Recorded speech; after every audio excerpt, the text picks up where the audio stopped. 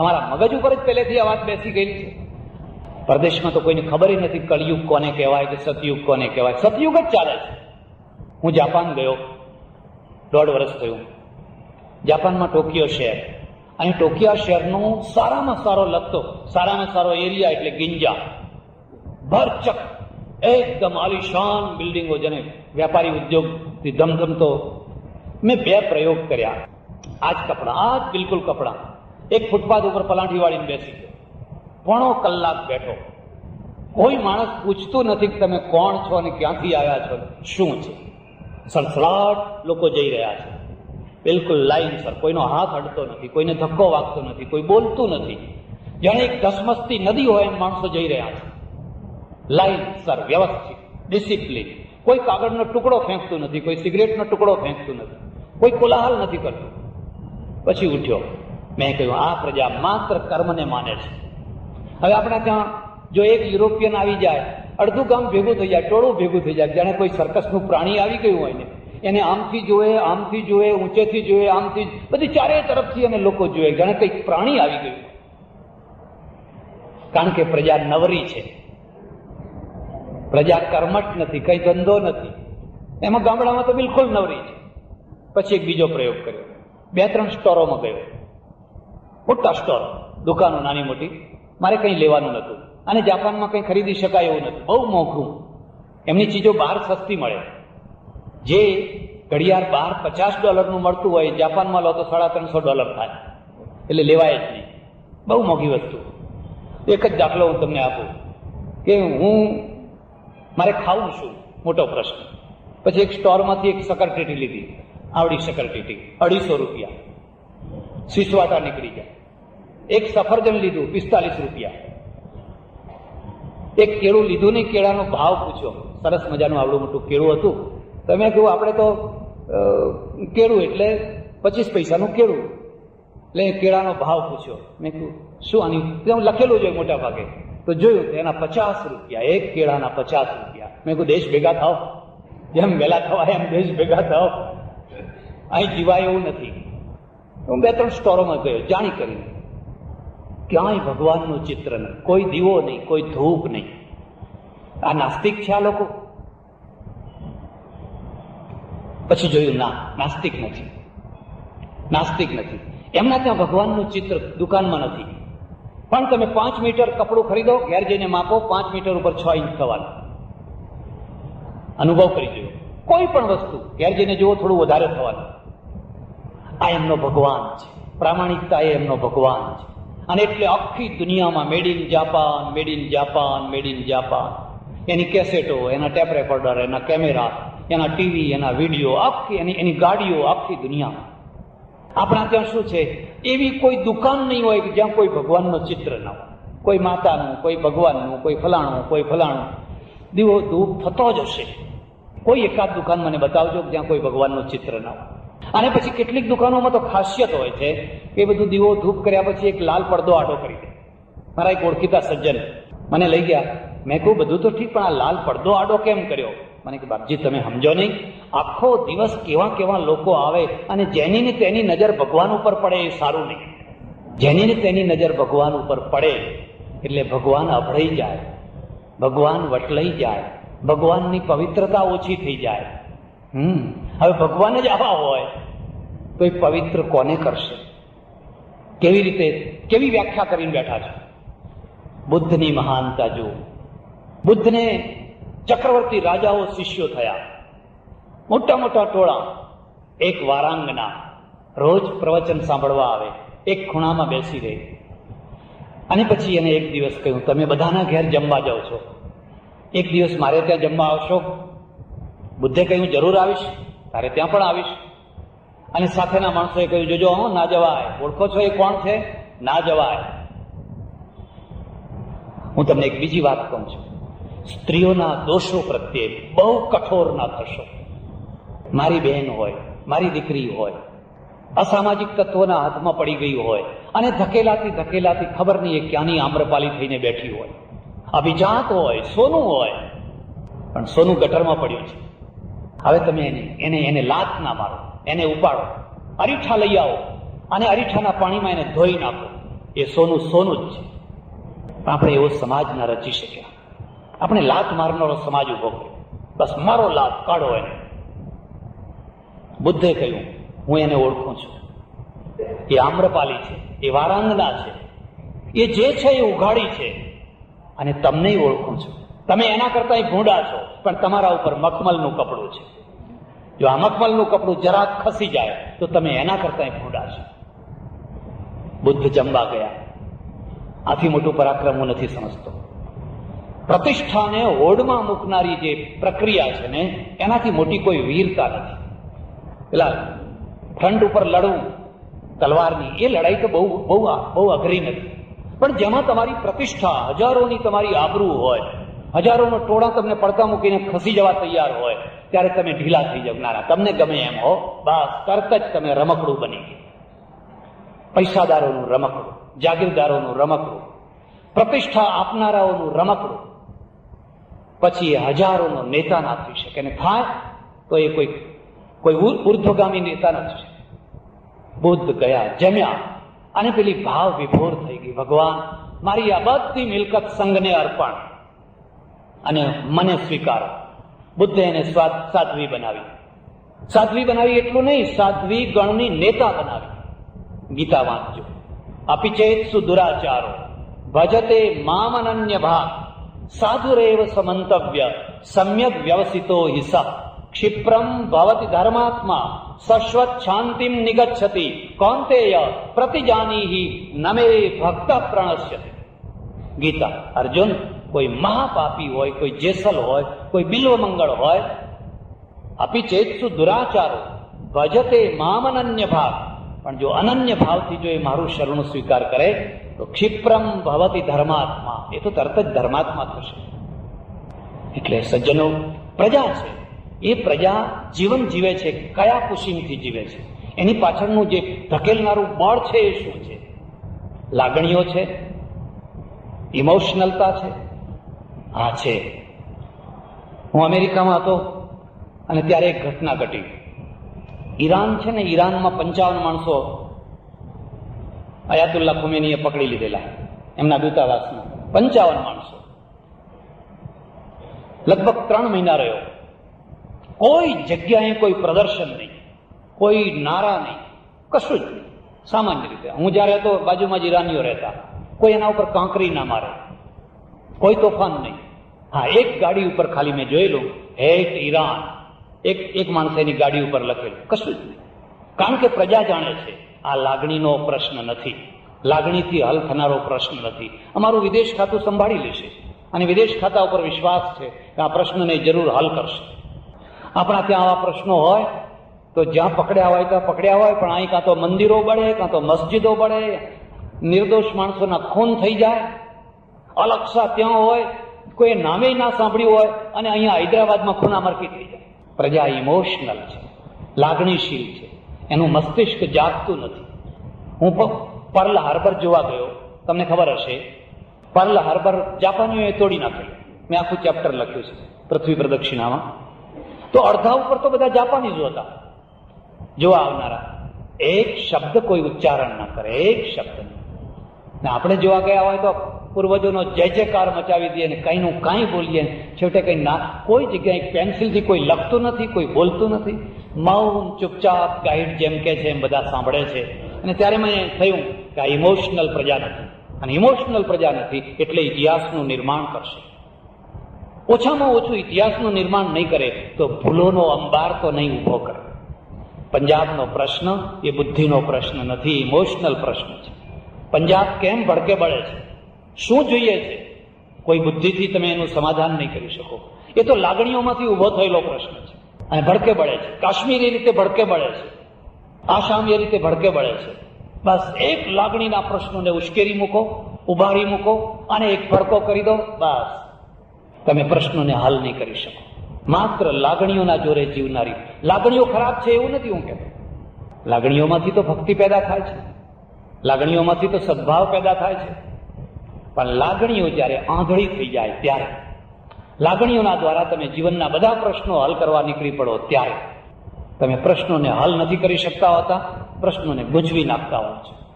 અને એશિયાનો આ મોટામાં મોટો રોગ છે. આ એનું જમા પાસું નથી, પણ આ એક બહુ મોટામાં મોટો રોગ છે. બસ પ્રજાને ચપટી વગાડતા તમે ઉશ્કેરી શકો. ગાંધીજીનું ખૂન થયું અને તરત જ પ્રશ્ન થયો કે હત્યા તો થઈ, રેડિયો ઉપર શું કરશું? જલ્દીથી બોલી દો કે મારનાર હિન્દુ છે. આ વાત જલ્દીથી બોલી દો. જો લોકોને એવી ખબર પડી ગઈ કે કોઈ મુસલમાને માર્યા છે તો લાખો હજારો માણસોના ઘર બરબાદ થઈ જશે.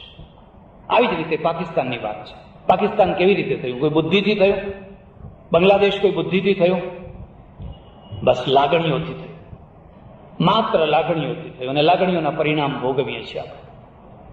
એટલે બીજી પ્રજા છે, એ પ્રજા લાગણી પ્રધાન પ્રજા છે.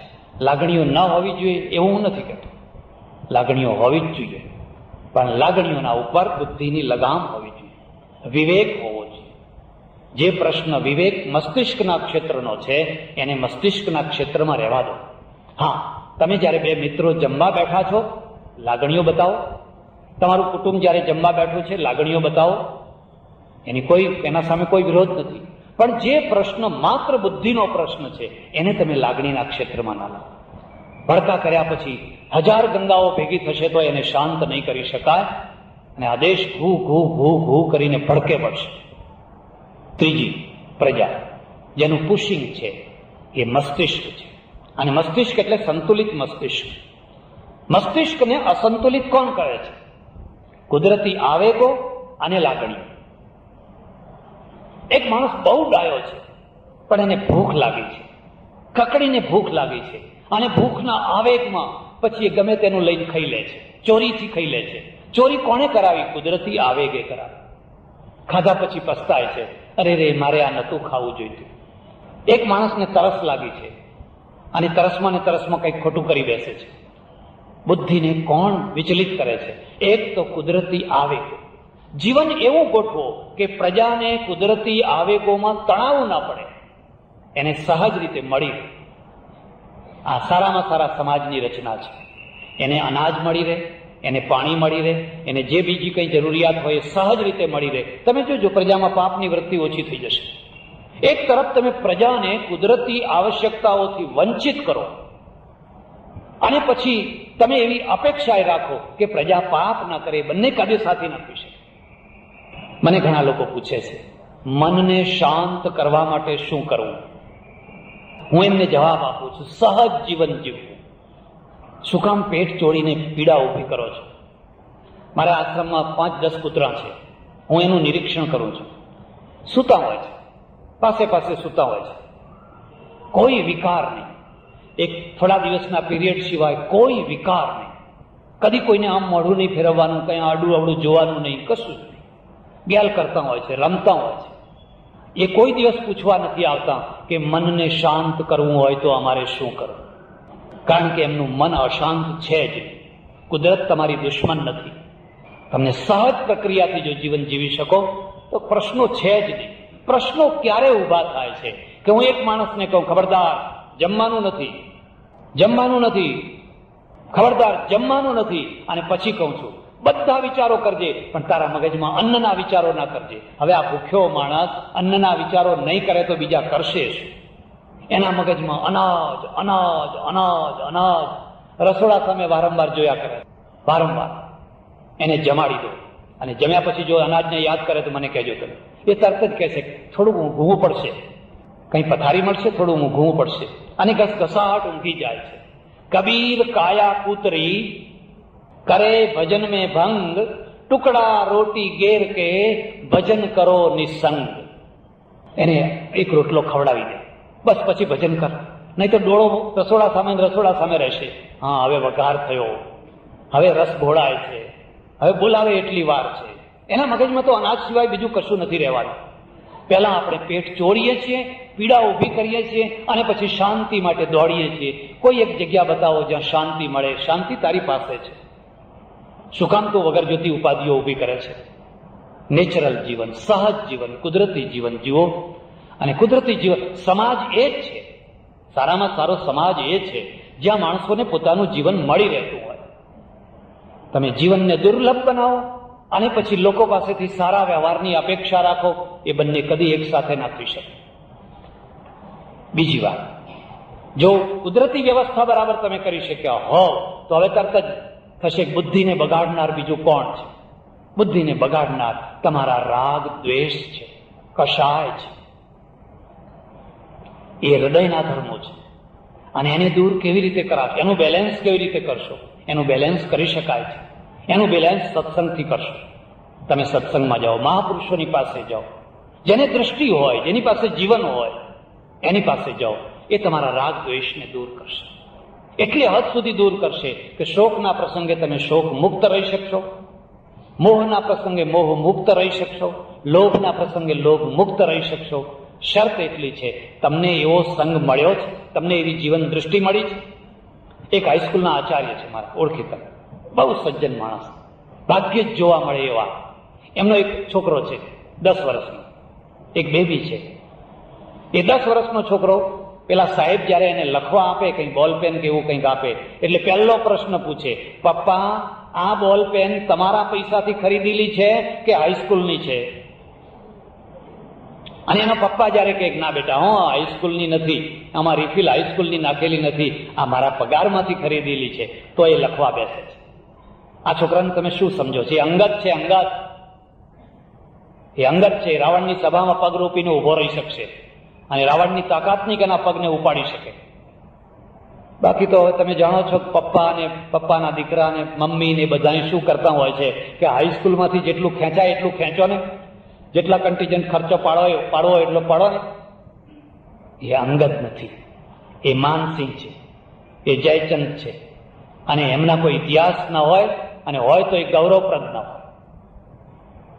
તમારી જે લાગણીઓ છે એને તમે વ્યવસ્થિત કરી શકો, અને જ્યારે વ્યવસ્થિત કરો છો ત્યારે એ જ લાગણીઓ ભક્તિ યોગ બને છે. મીરાબાઈ થાય છે, ચૈતન્ય થાય છે, નરસિંહ થાય છે. એવું કહેવાય છે કે શામળશા છે એકવાર ચોરોની સાથે ચોરી કરવા પહોંચી ગયા. ચોરની મંડળી નીકળી અને શામળશા મળી ગયા. એટલે પેલા ચોરોએ કહ્યું, ચાલ અમારી સાથે. થઈ ગયા અને કોઈના ઘરમાં પેઠા ઘૂસ્યા. પેલા બધા ચોરી કરવા લાગ્યા. આ માણસ વસ્તુ પકડે છે ને પછી કહે છે કે ના, આ ના લેવાય, આ ના લેવાય, આ ના લેવાય, આ ના લેવાય. એનાથી કશું લેવાતું નથી. અંતઃકરણની શુદ્ધિનો શું અર્થ છે? અંતઃકરણની શુદ્ધિનો અર્થ છે તમારાથી પાપ થઈ જ ન શકે, બસ એનું નામ અંતઃકરણની શુદ્ધિ. મારે ત્યાં હમણાં 4-5 દિવસ પહેલા એક ગાયત્રીના ઉપાસક આવ્યા, 75 વર્ષના વૃદ્ધ બ્રાહ્મણ. મને કે હું કોન્ટ્રાક્ટરનો ધંધો કરું છું, બિલ્ડિંગ કોન્ટ્રાક્ટર. મારા છોકરાઓએ સંભાળી લીધો. વર્ષોથી હું ગાયત્રીનો ઉપાસક છું. બાપજી, હવે મારાથી આટલું ખોટું નથી કરી શકાતું. હું મારા છોકરાઓને કહું છું, મારી આગળ એ વાત ના લાવો. મારાથી એક આટલું પણ ખોટું કામ નહીં સહન નથી થતું. બસ મેં કહ્યું, આનું નામ જ અંતઃકરણની શુદ્ધિ. અંતઃકરણની શુદ્ધિનો બીજો કોઈ અર્થ નહીં. તમને કોઈ ઉપદેશ આપે ને તમે અટકો એ નહીં, પણ તમે પોતે કરી જ ન શકો, તમારાથી એ થઈ જ ન શકે. મને કે હું પ્રાણાયામ કરું છું અને પ્રાણાયામ કરવાના પરિણામે મારા પ્રાણની સ્થિતિ એટલી ઊંચી થઈ છે કે મારા રૂમમાં અંદર જ જે એટેચ જે સંડાસ બાથરૂમ છે એમાંથી મને બહુ દુર્ગંધ આવે છે. પહેલા નથી આવતી. મારા ઘરવાળાને કહ્યું, તમને આવે છે? તો કે ના, આ તો ચોખ્ખું છે. અને મારું નાક ફાટી જાય છે, કારણ કે મારી પ્રાણની ક્ષમતા વધી. અને પ્રાણની ક્ષમતા વધી એટલે હવે ગંધ લેવાની ક્ષમતા વધી. હવે હું એમાં નહીં રહી શકું, મને કોઈ જંગલમાં જઈને રહેવું પડશે. અંતઃકરણની શુદ્ધિનો બીજો શો અર્થ છે. એટલે તમારા કશાયો હોય એને આપણે વ્યવસ્થિત કરી શકીએ છીએ. એનો નાશ નહીં, કન્વર્ટ કરવાનો, એને બદલવાના છે. ડાબા હાથનો જે દોષ છે એને જમણા હાથે લઈ આવો, ગુણ થઈ જાય. એનો નાશ નથી કરવાનો, એ પોતે જ ગુણ છે, સદગુણ છે. એટલે આ બે વસ્તુઓ છે. ત્રીજી વસ્તુ બુદ્ધિ છે, મસ્તિષ્ક છે, એનું એક બેલેન્સ છે. અને બેલેન્સ શું છે? તમારું મસ્તિષ્ક ગતિશીલ છે, સમાજને આગળ દોરે છે. અને સમાજને ક્યાં આગળ દોરવું છે? એક ક્ષેત્રમાં, આધ્યાત્મિક ક્ષેત્રમાં, ધાર્મિક ક્ષેત્રમાં, સામાજિક ક્ષેત્રમાં, વૈજ્ઞાનિક ક્ષેત્રમાં. કોઈ ક્ષેત્ર એવું નહીં કે જેમાં તમારું મસ્તિષ્ક આગળ ના ચાલતું હોય. એ વાત ખોટી છે કે પશ્ચિમની પ્રજા ભૌતિકવાદી છે, ભૌતિકવાદી છે. તમને ખબર નથી, હું તો ત્યાં ઘણી વાર ગયો અને ઘણી વાર રહ્યો છું. સવારના પહોરમાં અમેરિકાની એક ચેનલ આખા અમેરિકાની અંદર 1.5 કલાક સુધી યોગાભ્યાસ શીખવાડે છે. 1.5 કલાક સુધી સતત યોગા, અને એટલા આસનો બતાવે છે આપણા આસનો તો બહુ થોડા છે અને એના ઉપર એટલું રિસર્ચ કરીને સંભળાવે છે. મને થયું કે મારી વસ્તુને આ વૈજ્ઞાનિક રૂપ આપશે, મારી વસ્તુને અમે પૌરાણિક રૂપ આપ્યું, શ્રદ્ધાનું રૂપ આપ્યું, આ લોકો એને વૈજ્ઞાનિક રૂપ આપશે. અને વૈજ્ઞાનિક રૂપ આપશે એટલે મારા ત્યાંનું રો મટીરિયલ્સ છે એ એના ત્યાંનું પાકો માલ બનીને આખી દુનિયામાં પ્રચાર પામશે, આખી દુનિયામાં ફેલાશે. કારણ કે કાચો માલ મારો, મને એનો પાકો બનાવતા નથી આવડતો. એ પાકો બનાવશે વૈજ્ઞાનિક દ્રષ્ટિથી, એમાં બુદ્ધિને મેળવશે, મસ્તિષ્કને મેળવશે અને આખી દુનિયામાં એનો પ્રચાર થશે. પ્રચાર થઈ રહ્યો છે.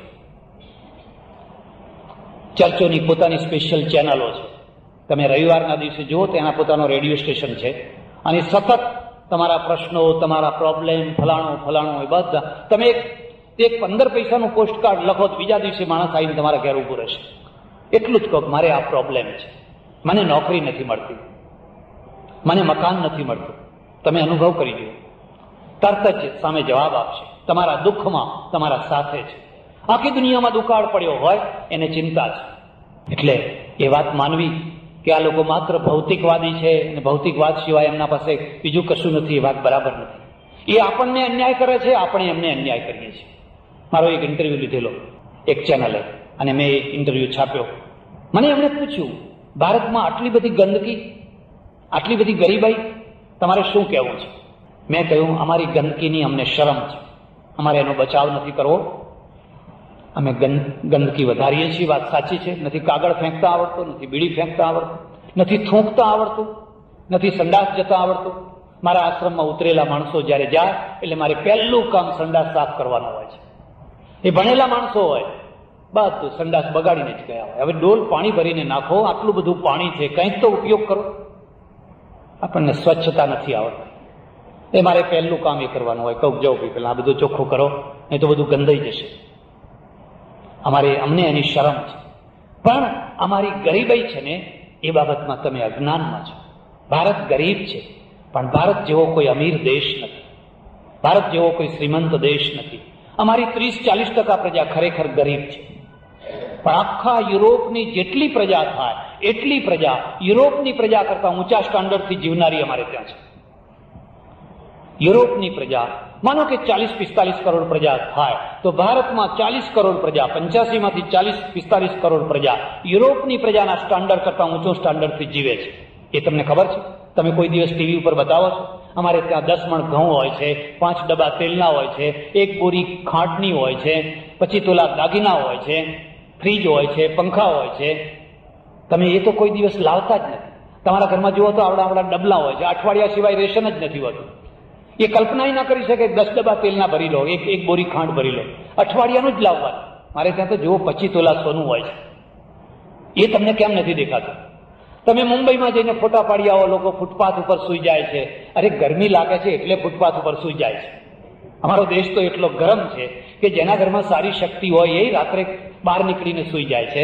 તો તમે એમ સમજો છો બધા ફૂટપાથ ઉપર જ સૂવે છે. હા, થોડાક ગરીબ માણસો ફૂટપાથ ઉપર સૂવે છે, એની ના નહીં, પણ બધા ફૂટપાથ ઉપર સૂનારા કંઈ ગરીબ નથી. કેટલાક તો પવનના ખાતર સૂવે છે.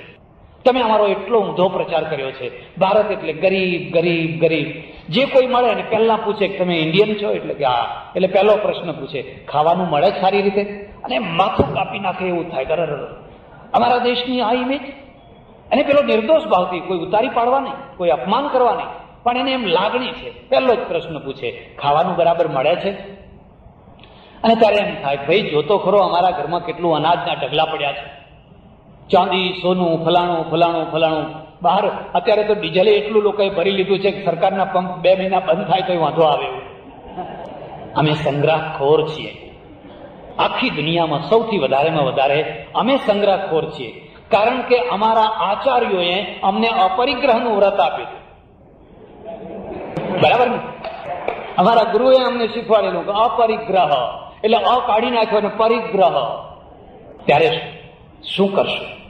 આપણા સામે એક જ રસ્તો છે. આપણા સામે રસ્તો છે કે આપણે બુદ્ધિ પ્રધાન પ્રજા છે.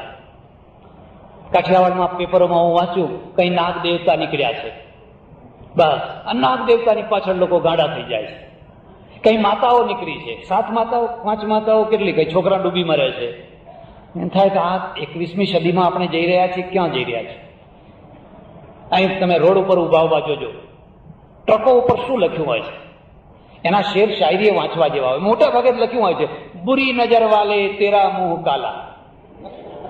મોટા ભાગે દિલ્હી ને પંજાબ તરફની જે ટ્રકો હોય છે ને, એના ઉપર જાત જાતનું લખ્યું હોય છે. તમે ઈચ્છો તો આમ એનો સંગ્રહ કરી શકો. પણ મેં જોયું કે આ જ વાક્ય કેમ લખ્યું હશે.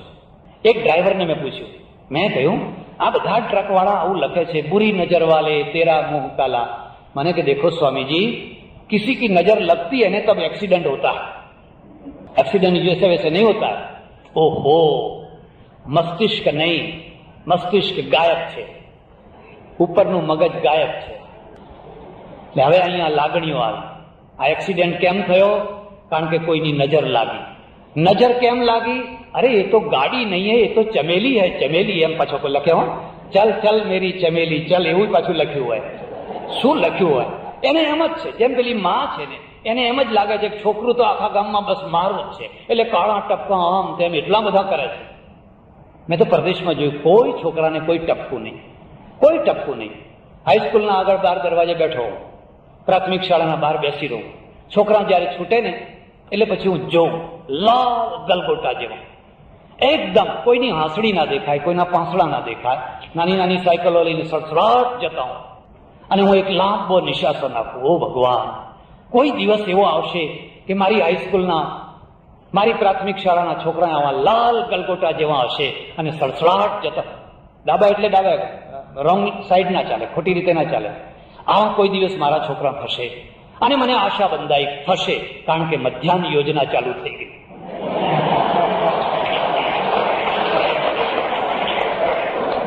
મધ્યાહન ભોજનની યોજના ચાલુ થઈ એટલે મને થયું જરૂર થવાના. અને પછી ખબર પડી, ઓહો, આ તો વરસ ચાલી, 1.5 વર્ષ ચાલી, છોકરા તો એના એ જ રહ્યા. પછી ખબર પડી કે આ મધ્યાહન યોજના ખાનારા તો બીજા જ પેદા થઈ ગયા, છોકરાના ભાગ સુધી ના પહોંચી. ભારત તો ઉંદરોનો દેશ છે, નાના મોટા ઉંદરોનો દેશ છે. ઉંદરો જ ઉંદરો, કોતરી ખાનારા. બસ ભારત માતાની એકે એક નસ પકડીને ચૂસનારી જડોયો, લાલ ટેટા જેવી, લાલ ઘૂમ થયેલી. કોઈ લાવો, અગ્નિના ઉબાડિયા લાવો ને એમના ઉપર ચાંપો તો એ છૂટવાની છે. હાથ જોડવાથી એ છૂટવાની નથી. ઘણા હાથ જોડ્યા. એટલે હું ઘણી વાર લોકોને કહું, ડોક્ટરોને કહું, ભલા થાવ, ગુજરાતમાં તો એક્સરે મશીનની જરૂર જ નથી. તમે શું કામ એક્સરે ના પૈસા ખોટા લોકો પાસેથી લો છો? માત્ર એટલું જ કહેવાનું, ગુજરાતી છો ને, આમ ડગલું ઊંચું કરો તો એક્સરે બધો તૈયાર જ છે. તમારે હાડકાં, પાંસળા, ફલાણું ફલાણું જે જોતું હોય એ બધું તૈયાર જ છે. અને આ બધું અમે કર્યું છે, અમે કર્યું છે. અમે લોકોને કહી દીધું, ડુંગળી ના ખાઓ, લસણ ના ખાઓ, ફલાણું ના ખાઓ, ફલાણું ના ખાઓ. બસ ના ખાઓ, ના ખાઓ, ના ખાઓનું એવું મોટું લાંબુ લિસ્ટ કરી દીધું. ત્યારે પ્રજાએ કહ્યું, ભાઈ હવે ત્યારે અમે ખાશું તો શું ખાશું? અને એમની મેળે જ નક્કી કીધું, લાંચ ખાઓ, વ્યાજ ખાઓ, બને એમાં કઈ વાંધો નહીં આવે. મારા એક સજ્જન છે, ઓળખીતા, અમેરિકામાં ડોક્ટર છે, હમણાં આવ્યા, પટેલ છે, બહુ સારા ડોક્ટર છે. એક જ વાત તમને કહું કે રેગનને જયારે ઓપરેશન કરવાનું થયું ત્યારે ડોક્ટરને બોલાવેલા અને રેગને સર્ટિફિકેટ આપ્યું, આ માણસ છે, સર્જન છે. અને પેલા પ્રેસિડેન્ટમાં પણ એટલી યોગ્યતા છે કે તરત કદર કરે છે. મને કે એક્સિડન્ટ થયો અને હું મરતા મરતા બચી ગયો. મેં કહ્યું કેટલો? કે મારી ગાડી 80 માઇલની સ્પીડે જતી હતી, સામેથી સ્પોટ કાર આવતી હતી, એ પણ 80 માઇલની સ્પીડે, અને કંઈક થોડીક 1 સેકન્ડના 100માં ભાગની ભૂલ થઈ, 2 ગાડીઓ ટકરાઈ સામે સામે, ભૂક્કા થઈ ગયા.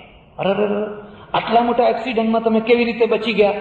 ત્યારે મારા મગજમાં આવ્યું હશે, જરૂર લખ્યું હશે, બુરી નજર વાલે તેરા મુંહ, આવું કંઈક લખ્યું હશે. નહીં તો ઘણા લોકો જોડું લટકાડતા હોય, તમે જોજો ટ્રકના આગળ છે ને તે પેલું ઉતરેલું જોડું લટકતું હોય છે, એમ કે પેલી નજર આ જોડામાં આવી જાય.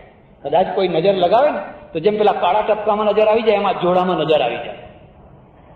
આનંદ બુદ્ધિને કઈ લેવા દેવા છે? મને કે ના, મારી જે મર્સિડીઝ ગાડી છે ને એમાં કંપનીએ એવી વ્યવસ્થા કરી છે કે જ્યારે એક્સિડન્ટ થાય તો સેકન્ડના 100માં ભાગમાં એરબેગ નીકળી આવે. એનો સ્પેશિયલ વાલ છે, બધું સ્પેશિયલ છે. એ એરબેગ છે એ તમને આખો જમ્પ જે લાગવાનો હોય એનાથી બચાવી લે. 1 સેકન્ડના 100માં ભાગમાં તરત જ એરબેગ નીકળી આવી અને એને મને આમ ચારે તરફથી દબાવી દીધો. જુઓ, હાડકુંય ના તૂટ્યું. આ એમનો એપ્રોચ છે. એમણે એરબેગ, અને એમની એરબેગ વાળી ગાડી આખી દુનિયામાં વેચાવાની, 20 લાખે, 25 લાખે, 40 લાખે એ ગાડી વેચાવાની. તમારા જોડા કોઈ લેવાના નથી કે લગાવો આ જોડું ને એક્સિડન્ટથી બચી જાઓ, કારણ કે આ કોઈ બૌદ્ધિક એપ્રોચ નથી. પ્રજાને જો આગળ લાવવી હોય તો એક જ રસ્તો છે, અને એ રસ્તો એ છે કે આપણે એને એક એવો એપ્રોચ આપીએ, જ્યાં જરૂર છે એવો એપ્રોચ આપીએ કે જે એપ્રોચના દ્વારા એ મહાન પ્રજા બને, એનું મસ્તિષ્ક કામે લાગે, એના મસ્તિષ્કને કામ મળે અને એ સાચા ઉપાયો કરતું થાય. તો સજ્જનો, આ 3 ગતિના પ્રેરક બળ છે. આપણે પેટ માટે તો આખી દુનિયા જીવનારી પ્રજા છે, પણ પેટને એટલું બનાવી દો કે સહજ રીતે એ પ્રાપ્ત થઈ જાય. એ કોઈ અસંભવ નથી, એ કોઈ અશક્ય નથી. પેટને એટલું મોંઘું ના બનાવી દો કે તમારી જુવાની આખી માત્ર પેટનો ખાડો પૂરવા માટે રખડપટ્ટી કરતી થઈ જાય. અહીંના કેટલા નારલીકરો, કેટલા ખુરાનાઓ, કેટલા રામાનુજનો પેટનો ખાડો ભરવા માટે આખી જિંદગીની જુવાની રખડપટ્ટીમાં કાઢી નાખે. એટલું પેટ મોંઘું ના બનાવો, પેટને એટલું સસ્તું. મેં જોયું પરદેશમાં ખાવાની ચીજો બહુ સસ્તી, $2 આપો તો આટલી મોટી બરણી ભરીને એપલ જ્યુસ મળે, તાજા એપલનો, અને બરણી મફત, અને બરણી તમારે ફેંકી દેવાની. મેં કહ્યું આવી બરણી ફેંકી દો છો, પણ તાર કે શું કરીએ, ભેગી કરીને શું કરીએ, ક્યાં નાખીએ? કચરા પેટીમાં જુઓ તો એટલો સારી સારી વસ્તુઓ પડી હોય, આપણું મન લલચી જાય. કેમ? કારણ કે માણસ મોંઘો છે, વસ્તુઓ સસ્તી છે. અહીંયા માણસ સસ્તો છે, વસ્તુઓ મોંઘી છે. એટલે આપણે કાગળ ફેંદનારી સ્ત્રીઓ રખડતી હોય છે, કચરા ફેંદનારી સ્ત્રીઓ રખડતી હોય છે, છોકરા રખડતા હોય છે. રેલવેના સ્ટેશન ઉપર ભજીયા ખાધેલું તમારું પડીકું આમ બહાર ફેંકો, રેલના પાટા ઉપર પડે, એ રેલના પાટા ઉપર સંડાસ પડેલું છે, તરત જ 2 છોકરા ઝપાટો મારે છે. એ તમારું પડીકું કંઈક અંદર હોય તો ફંભોસવા માટે. કારણ કે માણસ સસ્તો છે, પેટ ભરવું મુશ્કેલ છે. સમાજ એવો બનાવો કે પેટ સરળતાથી ભરી શકાય, અને પેટ સરળતાથી ભરી શકાય તો તમારું મસ્તિષ્ક, તમારી જુવાની, તમારી આખી દૃષ્ટિ કંઈક નિર્માણના કાર્યમાં લાગી શકે. આખી જિંદગી વૃદ્ધાવસ્થામાં મને કોઈ આશરો આપશો, મારે શું ખાવું, મને કોઈ જીવન આપશો, અડધો રોટલો આપશો, ક્યાં જવું? આ બદલી શકાય છે, અને બદલવું જોઈએ. અને બદલવાનું નામ જ પુરુષાર્થ છે, બદલવાનું નામ જ ક્રાંતિ છે. ક્રાંતિ એટલે માત્ર જૂના રિવાજો છોડવા એ નહીં, પણ એવી આર્થિક ક્રાંતિ જેમાં માણસના પેટની ચિંતા ઓછી થઈ જાય, અને પછી એને નકારાત્મક જીવન ના આપે. કાલ મરી જવું છે, કાલ મરી જવું નહીં, મરતા પહેલા કંઈક કરીને જવું છે. મારા સમાજ માટે, મારા દેશ માટે, માનવતા માટે કંઈક કરીને જવું છે. હું એક નોબેલ પ્રાઇઝ લઈને મરીશ, એક છોકરાના મનમાં આ ભાવના જાગવી જોઈએ. તમે તમારા આચાર્ય તરીકે એટલી ભાવના જગાડો, હું એક નોબેલ પ્રાઇઝ લઈશ. અને જ્યાં એના મગજમાં એ વાત આવી, પછી એ જીન્સના પાછળ પડી જશે, કોઈ વૈજ્ઞાનિક કોઈની કોઈ વાત પાછળ પડી જશે, અને કદાચ એની ઈચ્છા શક્તિ અને એટલી કક્ષા સુધી પહોંચાડી દેશે. તો હવે તમે એનું ઘડતર જેવું કર્યું છે કે પાસ થઈ જઈશ, તું ચિંતા ના કર ને, પેપર આપણા હાથમાં છે. છોકરો કહે છે કે હવે પાસ થવાના તો બીજા ઘણા વિકલ્પો છે, એકલા તમારા પેપરથી જ પાસ નથી થવાતું, બધી રીતે ઘણી રીતે પાસ થવાય છે. અને પછી નોકરીએ લગાય છે, બસ નોકરીએ લાગાય એટલે જીવન પૂરું થઈ ગયું. એ નહીં, આ પ્રજા માટે મરી જવા બરાબર છે. ત્યારે આજની સ્થિતિમાં આપણે પ્રજાને મસ્તિષ્ક પ્રધાન પ્રજા બનાવીએ, વિવેક પ્રધાન પ્રજા બનાવીએ. એ ધીર ગંભીર પ્રજા બને, ઇમોશનલ ના બને, લાગણીઓના ઉભરામાં ના આવે. અને મારી એક ખાસ અપીલ છે, જ્યારે આજે ચૂંટણીનો પ્રસંગ છે ત્યારે, અને હવે કોઈ ગેરંટી નથી, કદાચ દર વર્ષે ચૂંટણીઓ યોજવી પડે. 5 વર્ષ તો કોઈ ખાતરી નહીં કે 5 વર્ષ ચાલી શકશે, કદાચ કહી ન શકાય. ત્યારે તમે ચૂંટણીની અંદર પાર્લામેન્ટરી ભાષા વાપરજો. પાર્લામેન્ટરી ભાષા. મારે ને તમારે ગમે એટલો વિરોધ હોય, પણ એનો અર્થ એ નથી કે હું તમને ગમે એવા શબ્દો બોલું, ગમે એવી રીતે ઉતારી પાડું, ગમે એવા આક્ષેપો કરું બેબુનિયાદ. તો આ જો થશે તો આપણે યાદવા સ્થળી ઊભી કરશું. આ ગોરી પ્રજા પાસેથી આ શીખવાનું છે. કદી અપશબ્દો નહીં બોલે. બોમ્બાર્ડમેન્ટ કરવાનું હશે કાલે જર્મન ઉપર, જાપાન ઉપર, અપશબ્દો નહીં બોલે. અને આપણે તો તરત જ હલકી ભાષા, તોછડી ભાષા, સુખ ચડે એવી ભાષા. તો જેવા શબ્દો તમારી પાસે છે એવા શબ્દો સામેવાળા પાસે નથી. અને જ્યારે સામેવાળા આવા શબ્દો બોલશે, અને આવા શબ્દોથી જ્યારે આપણે એકબીજાના સામે આવીને ઉભા રહીશું, તો એમાં વિનાશ સિવાય બીજું કશું નહીં. એટલે ભલે તમે તમારી ઈચ્છા પ્રમાણે વોટ આપો, ગમે તેને વોટ આપો, એનો કોઈ વાંધો નથી, પણ પાર્લામેન્ટરી ભાષા, એક ભદ્રતા ભરેલી ભાષા, એક સભ્યતા ભરેલી ભાષાનો પ્રયોગ થાય. તમે અભદ્ર ના થાઓ, નીચી કક્ષાની ભાષાનો પ્રયોગ ના કરો. અને જ્યારે નીચી કક્ષાએ જઈને આપણે કંઈક બોલીએ છીએ, સબ પ્રભાવ ખતમ થઈ જાય છે. ગાંધીજીની ભાષા જુઓ. ગાંધીજી આખી જિંદગી અંગ્રેજો સામે લડ્યા, પણ કોઈ અંગ્રેજને ગાળ નથી દીધી. અને ગાળ નથી દીધી એટલે અંગ્રેજો મિત્ર થઈને રહ્યા. સત્યના પ્રયોગો જેટલા ભારતમાં નથી વંચાતા એટલા પરદેશમાં વંચાય છે. અંગ્રેજો જાણે છે કે આ માણસે બહુ સાચી વાત લખેલી છે. એમણે કદી પણ અંગ્રેજોને હલકા શબ્દો કે અડધૂત નથી કર્યા. તો ગુંડા અને લુચ્ચા અને લફંગા અને ફલાણા એવા શબ્દોનો કદી પ્રયોગ નથી કર્યો. કારણ કે તમારી વાણીને અમર બનાવવી છે, અને અમર બનાવવી હોય તો આ વૈખરી અમર ના થઈ શકે. સજ્જનો, આપણે ઇમોશનલ પ્રજા ના બનીએ, આપણે ધીર ગંભીર પ્રજા બનીએ. બુદ્ધિના પ્રશ્નો દેશ આગળ ઘણા છે, એને બુદ્ધિના સ્ટેજ ઉપર લાવીએ, બુદ્ધિના દ્વારા એને હલ કરીએ, બુદ્ધિના દ્વારા એના પરિણામ લાવીએ. મને વિશ્વાસ છે કે બુદ્ધિથી કોઈ એવો પ્રશ્ન ન હોય જે હલ ન થઈ શકતો હોય. બુદ્ધિની ગૂંચ બહુ જલ્દી ઉકેલી શકાય છે. પ્રોફેસરોને પૂછી જુઓ, કઠોરમાં કઠોર ગણિત પણ ઉકેલી શકાય છે, પણ લાગણીની ગૂંચો નથી ઉકેલી શકાતી. પતિ અને પત્નીના વચ્ચે જે લાગણીની ગાંઠો પડેલી છે ને, એક તરફ દુનિયા ભેગી થઈ જાય, ગાંઠો નહીં ઉકલી શકે. કારણ કે બુદ્ધિથી નથી પડેલી, તો લાગણીની ગાંઠો પડેલી છે. એવી ગાંઠો આપણે ના વધારીએ. પરમેશ્વરને હું પ્રાર્થના કરું, જેમની સ્મૃતિ માટે, એટલે સ્વર્ગસ્થ શ્રી મનસુખલાલ જીવરાજ મહેતા, જેમની પુણ્ય સ્મૃતિ માટે એમના પરિવાર તરફથી રોટરી ક્લબના માધ્યમથી દર વર્ષે આ પ્રકારની એક સભાનું આયોજન કરવામાં આવે છે. અને હું માનું છું ત્યાં સુધી આ સભાનો અર્થ પણ એ છે, પ્રજાને વિચારતી કરવી, પ્રજાને ઉશ્કેરી દેવી નહીં, પ્રજા પાસે હડતાલ પડાવવી નહીં. પેટના માટે હડતાલ પાડો એટલા માટે નહીં, પણ પ્રજાને ગંભીર પ્રશ્નો માટે વિચારતી કરવી, પોતાના પ્રશ્નો હલ કરવા માટે વિચારતી કરવી. આ એનું એક લક્ષ્ય છે. અને એ લક્ષ્યમાં દર વર્ષે સારા સારા વિદ્વાનો આવે છે, જ્ઞાનીઓ આવે છે, અને મોરબીને કંઈ ને કંઈ આપતા જાય છે. આ વખતે મારે આવવાનું થયું. જે આવ્યા અને જે આવવાના છે એ બધામાં સૌથી વધારેમાં વધારે કનિષ્ઠ હું છું. અને મને ખાતરી છે કે હું તમને કંઈ આપી શક્યો નહીં હોઉં, પણ છતાંય તમે મને નિભાવ્યો, મને સાંભળ્યો. એ બદલ તમારો આભાર. પરમેશ્વરને પ્રાર્થના, સંસ્થા ફળે ફૂલે વિકસે અને મોરબીનો અભ્યુદય થાય, સૌ સંપીને રહે, હળી મળીને રહે, આદર્શ નગર તરીકે, આદર્શ પ્રજા તરીકે, આદર્શ વ્યવસ્થા તરીકે એનું કાઠું વિકસે, એવી પરમેશ્વરને પ્રાર્થના. આભાર, ધન્યવાદ. હરિઓમ. અશિક્ષિત અભણ ગ્રામ્ય સમાજમાં આચાર્ય રજનીશની વાત તો સાંભળતા માણસો નાકનું ટેરું ચડાવે છે. રજનીશના સાહિત્યમાં આપને કઈ એવું જોવા મળ્યું છે કે સામાન્ય લોકો આમ પતાવી ન શકે, એમ થાય કે આ એની પ્રત્યે સુગ ઉભી થાય, એવું કઈ લાગે છે? તમે કેટલું વાંચ્યું છે? આપણે વાંચ્યું, ઘણું વાંચ્યું. અચ્છા, હવે હું તમને એમાં એક જ વાત પૂછું કે રજનીશનો મુખ્ય સિદ્ધાંત શું છે? 1, 2, 3, 4, 5 મુખ્ય 5 સિદ્ધાંતો. એનો મુખ્ય સિદ્ધાંત શું છે? તંદુરસ્ત સમાજ ઘડવો. હવે એ કેવી વાત છે? તો અતંદુરસ્ત સમાજ થાય એવું કોણ ઈચ્છે છે? એ તો બધા કહે છે, પણ તંદુરસ્ત સમાજ કરવા માટે શું કરવું? એનો મુખ્ય સિદ્ધાંત શું છે? એક તો જે આપણા શાસ્ત્રોની અંદર એકદમ પ્રકૃતિની જે પ્રક્રિયા છે, સેક્સ, એના વિશે દંભની જે વાતો કરી છે, ખરેખર લોકો સેક્સ બધા ઈચ્છે છે. મોટા ભાગે સાધુ સંન્યાસી બધા પડદા પાસે ભોગવતા પણ હોય છે. લોકોની સમક્ષ જયારે વાતો કરે છે ત્યારે એને એમ કે છે કે ભાઈ તમે એને જો સેક્સની સમસ્યાઓ વિશે પૂછે, કાર્યવત વાત થાય તો એને તુચ્છ ગણાય છે. બરાબર. સેક્સને ભોગવે તો જે ખરેખર શા માટે ન સ્વીકારે? આજે એમ કીધું એ વાત થઈ. બરાબર. હા, તો તમારે, હું એમાં સંમત છું, મારા પુસ્તકો તમે જોશો એમાં સંમત છું. પણ રજનીશ શું ઈચ્છે છે?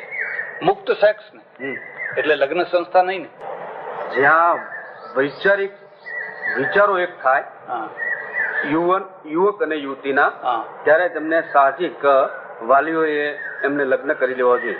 વૈચારિક કજોડા નહીં થવા જોઈએ. એ તો બરાબર છે, પણ હું તમને એમ કહું કે ભણેલા લોકોમાં વૈચારિક કજોડા વધારે છે કે અભણમાં વધારે છે? અભણને વિચારો નથી આવતો, ક્યાંક કજોડો. અભણને વિચારો જ નથી આવતો. પહેલા મુદ્દો સમજો કે રજનીશ તો આખી જે પાડ છે ને, મર્યાદા, એ પાડને જ તોડવા માંગે છે. આવી પાડને તોડવા માંગે છે. આ એનો મુખ્ય સિદ્ધાંત છે. રજનીશના સારામાં સારા, તમે મને ખબર નથી કેટલું વાંચ્યું છે, સારામાં સારા ભણેલા માણસોને મેં પૂછ્યું છે અને એમને ખબર નથી કે રજનીશનો મુખ્ય સિદ્ધાંત શું છે. એ બધા ગોટાળા વાળા છે, કારણ કે એ ઢાળમાં દોડાવે છે. શિખર ઉપર ચડાવતો નથી, એ તમને ઢાળમાં દોડાવે છે. જ્યારે મુગ્ધાવસ્થા હોય 16, 17, 18, 19, 20, 21, 22 વર્ષની, એ વખતે તમે છોકરી છોકરાને છૂટ આપી દો, અથવા તમે 50 વર્ષ કે 60 વર્ષે, તો સમાજ ક્યાં જઈને ઉભો રહે? અમેરિકા એને પચાવી ના શક્યા. આજે તમે છો, બરાબર? હવે તમે બંને અહીં આવ્યા છો, તમારી પત્નીઓ મનગામે એમ કરતા હોય તો તમને એ સહન થાય ખરું? તો તમારું દાંપત્ય રહે ખરું? તમે ઘરની ચાવીઓ, પૈસા, કબાટ બધું આપીને આવ્યા છો. એ લગ્ન સંસ્થા બેની આત્મીયતાના કારણે કરીને આવ્યા છો. પેલા એ તો કેટલાના ઘર ઉજ્જડ કર્યા, કેટલાના ઘર બરબાદ થયા. અને એમાં એને પોતે પણ આખી જિંદગી બધું, એ મારે આ બધું કહેવાય નહીં, પણ એ આ બધું એનો મુખ્ય સિદ્ધાંત કોઈને ખબર નથી. મુખ્ય સિદ્ધાંત શું? રજનીશ, રજનીશ, રજની, બરાબર, રજનીશ લો. એ શું કહેવા શું માંગે છે? તો એના માટે ભગવાન થવું જરૂરી છે. એ પોતે ભગવાન થયા. રામ પોતે ભગવાન હતા, કૃષ્ણ પોતે ભગવાન હતા. સાંભળો, રામ પોતે ભગવાન નતા થયા, લોકોએ કર્યા. આ તો પોતે થયા, આ તો પોતે થયા, હયાતીમાં થયા. આ તો લોકોએ પાછળથી કર્યા રામ ને કૃષ્ણ. અને પછી ભગવાન થયા પછી કે આ ખોટું હતું, આ તો ખોટી વાત હતી, ઓશો થયો. મને એક માણસે કહ્યું, રજનીશ એમ કે છે કે જે કંઈ કરો એ સભાનતાથી કરો. હું એમ પૂછું કે રજનીશ જયારે ભગવાન હતા ત્યારે સભાન હતા કે બેભાન હતા? એમને સભાનતા આવી ક્યારે? અરે આ બધી ભ્રામક વાતો છે. આજે લોકો સંત એને કહે છે કે ઈશ્વર સમકક્ષ બની જાય, એને લોકો સંત કહે છે. ના, એવું નથી. આપ તો છો ને કે ભાઈ સંત અલગ વસ્તુ છે, ઈશ્વર અલગ વસ્તુ છે, બરોબર? ત્યારે આજે લોકો સંતને ઈશ્વર કરતા પણ ચડિયાતું પદ અથવા પદ માને છે. એક વિકૃતિ છે. બીજું તમને કહું, રજનીશે એક પાણીની પરબ બંધાવી. એને ધાર્યું હોત તો 10 દેશલોક જેટલી હોસ્પિટલો બાંધી હોત. 95 રોલ્સ રોય ગાડીની જગ્યાએ 5000 એમ્બ્યુલન્સો એને ગામડે ગામડે, જિલ્લે જિલ્લે આપ્યા હોત. ભાઈ, એક એમ્બ્યુલન્સ આપી કોઈ માનવતાનું કામ કર્યું? રજનીશની પાસે માનવતા નથી, રજનીશની પાસે રાષ્ટ્રવાદ નથી, રજનીશની પાસે લગ્ન સંસ્થા નથી, અને રજનીશની પાસે વૈચારિક સ્થાયિત્વ નથી. હંમેશા ચિંતક જે છે એ વ્યક્તિગત ગમા અણગમાને ચિંતનમાં ના લાવે. જો મોરારજી દેસાઈ સાથે ખટકી તો એના વિરુદ્ધમાં બોલવા માંડે, ગાંધીજીના સાથે ખટકી તો એના વિરુદ્ધમાં બોલા, ભારતને ગાળો દેવા માંડે, દુનિયાના સંગ્રહ ભારતના વખાણ કરવા માંડે. આ પંડિત છે, એ મેધાવી છે, એમાં કોઈ શંકા નહીં. પ્રખર બુદ્ધિશાળી છે, એમાં કોઈ શંકા નહીં. પણ એ પંડિત છે, સંત નથી, મહાત્મા નથી. મહાત્મા જો તમે ગીતા વાંચો ને, દુર્યોધનને કઈ ગાઢ નથી આપી. ધમ્મપદ વાંચો, બુદ્ધે કોઈને બ્રાહ્મણને ગાઢ નથી આપી. પણ આ તો તરત જ ઉતારી પાડે તમારે, એને પ્રશ્ન પૂછનારને ઉતારી પાડે. તો અમને તો એવું લાગે છે કે ખરેખર સાચું લાગે એ કહી દેનાર દંભ વિનાનો માણસ છે. એવું નથી. સાચે સાચું સાંભળનાર માણસ હોવો જોઈએ. સાચે સાચું કહેનાર કરતા સાચે સાચું સાંભળનાર હોવો જોઈએ. અને એના અનુયાયીઓમાં પણ એ શક્તિ નથી, એના અનુયાયીઓમાં પણ નથી. જે કૃષ્ણમૂર્તિ ને રજનીશ બે સરખા છે. જે કૃષ્ણમૂર્તિ કદી પણ કટુવાણી, વ્યક્તિગત ગમા અણગમાને નહીં લાવે. એમ કેન્દ્રમાં પોતાની જાતને નહીં ગોઠવી દે. આને તો કેન્દ્રમાં પોતાની જાત. રજનીશ, રજનીશ, રજનીશ, રજનીશ, રજનીશ. આજે ઘણી વખત સમાજમાં અનિષ્ટો દૂર કરવા હોય તો કટુવાણી બોલાવીને ચાલશે ખરું? અનિષ્ટો દૂર થયા આવી કટુ ના બોલાય. કટુ બોલાય પણ સત્ય બોલાય, પ્રિય બોલાય. આવી કટુ ના બોલાય. એનાથી કઈ થયું ખરું? રજનીશ છે, મેધાવી પુરુષ છે, એમાં કોઈ શંકા નહીં. પણ એ નિષ્ફળ માણસ છે. એ નિષ્ફળ એ અર્થમાં છે કે એની પાસે જે ગજબની શક્તિઓ હતી, એ શક્તિઓનો એને ના માનવતામાં ઉપયોગ કર્યો, ના રાષ્ટ્ર માટે ઉપયોગ કર્યો, ના સમાજ માટે ઉપયોગ. એ ત્રણ હતું જ નહીં એની પાસે ત્રણ હતું જ. એની પાસે વિખંડન વધારે હતું. તમે પતિ પત્નીના સંબંધ જોડો, ચા પી લો, જ્યાં ફાવે ત્યાં ચા પી લો, ચાની તરસ લાગી ચા પી લો. સમાજ ક્યાં જઈને ઉભો રહે?